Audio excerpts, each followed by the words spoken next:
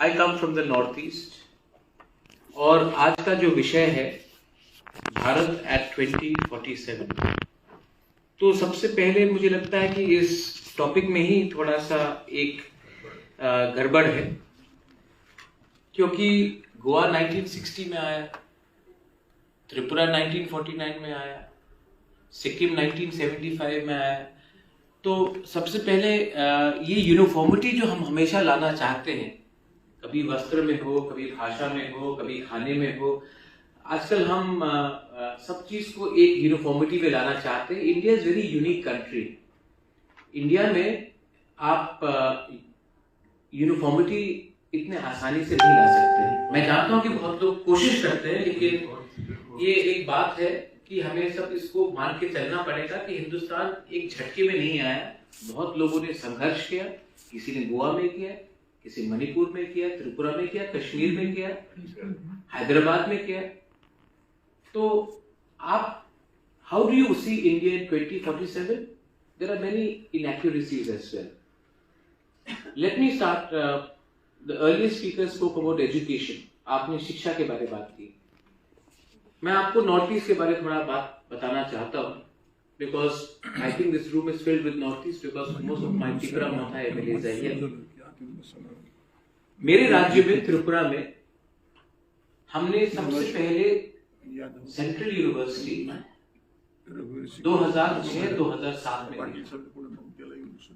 आजादी के 60 इयर्स के बाद एक राज्य को एक सेंट्रल यूनिवर्सिटी मिला। इससे पहले हमें कहीं और जाना पड़ता था अगर आपको क्वालिटी सेंट्रल यूनिवर्सिटी आपको शिक्षा चाहिए थी। then you will have to travel to Meghalaya or maybe to Assam or maybe to Delhi or Bombay, Mumbai. But in your own state, we do not have a central university. We talk about India at 2047 and यहां में मैं आज मुंबई में आया हूं। मैंने सुना एक दो विधायक बात कर रहे थे कि now we are doing DNA testing. मैं तो अनुसूचित जनजाति हूं, बहुत लोग अनपढ़ गवार भी बोलते हैं।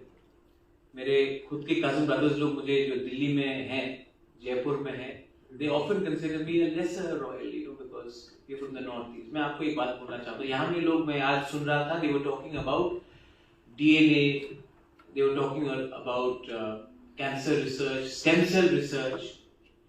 मेरी यहाँ में एक विधायिका है, she comes from Gandatwisa and Dhalai.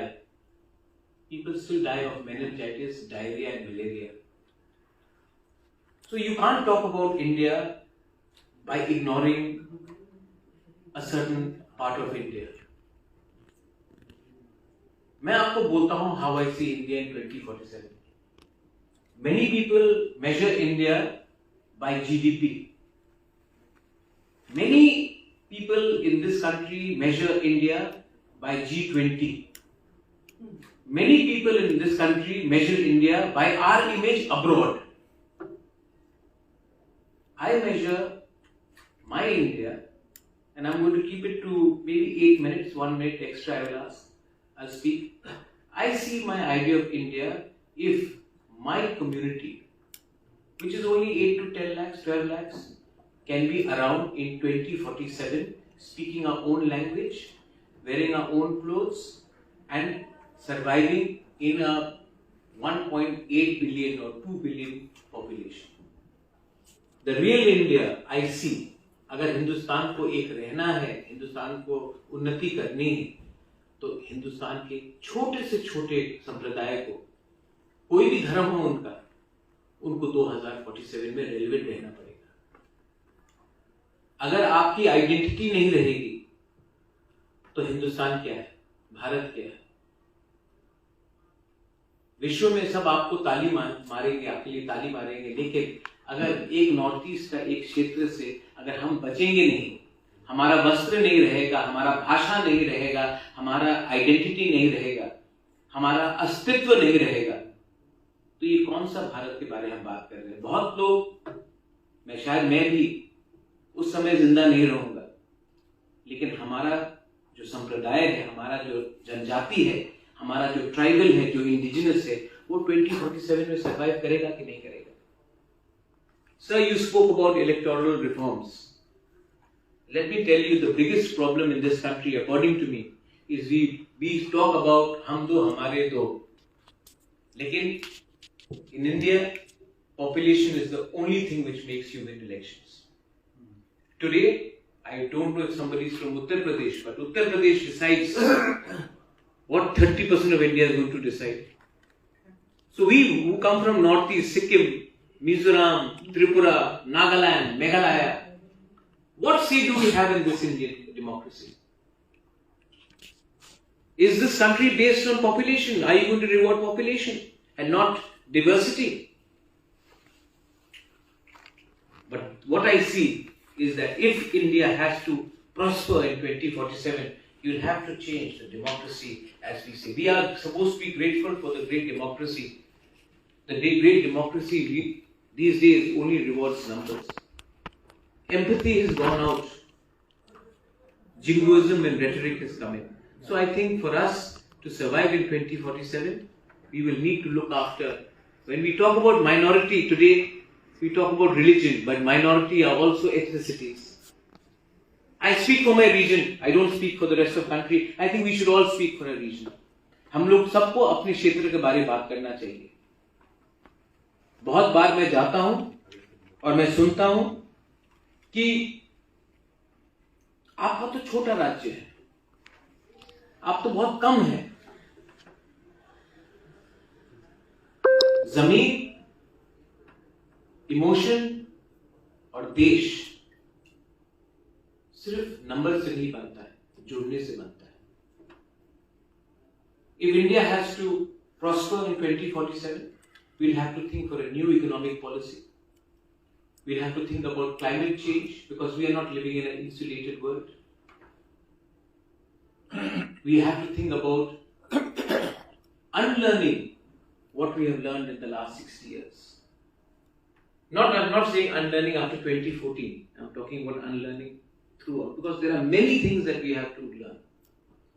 And politically, we are, some of you यहाँ में तो आप लोग legislators हैं, leaders हैं, मुझसे बहुत ज़्यादा जानते हैं, लेकिन मुझसे त्रिपुरा से ज़्यादा नहीं जानते. जैसे कि मैं भी, कोई छोटा नहीं है, कोई बड़ा नहीं है, इमोशन सबका एक होता है. मैं आप सबको एक बात बोलना चाहता हूं कि अगर हिंदुस्तान को 2047 में रेलेवेंट बनना है तो हमें अपने क्षेत्र को छोड़ के भी जाकर दूसरे क्षेत्र में जाकर देखना चाहिए, क्योंकि जब तक हम अपने देश को ही नहीं समझेंगे हम बाहर जाकर क्या बात करें.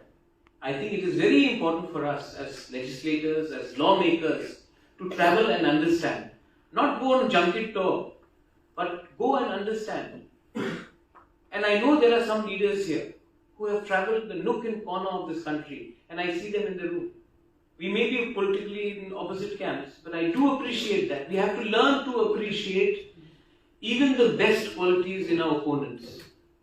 And a great India in 2047 will only be possible if we are all humble. ये देश को humble रहना पड़ेगा. जो देश के अंदर अहंकार आ जाता है, वो देश अपने ही लोगों को सबसे पहले छोड़ता है.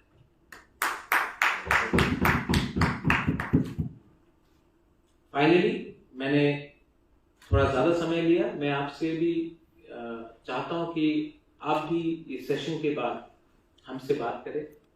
हम भी आपसे सवाल पूछिए, आप भी सवाल पूछिए, लेकिन हॉस्टिलिटी नहीं होना चाहिए.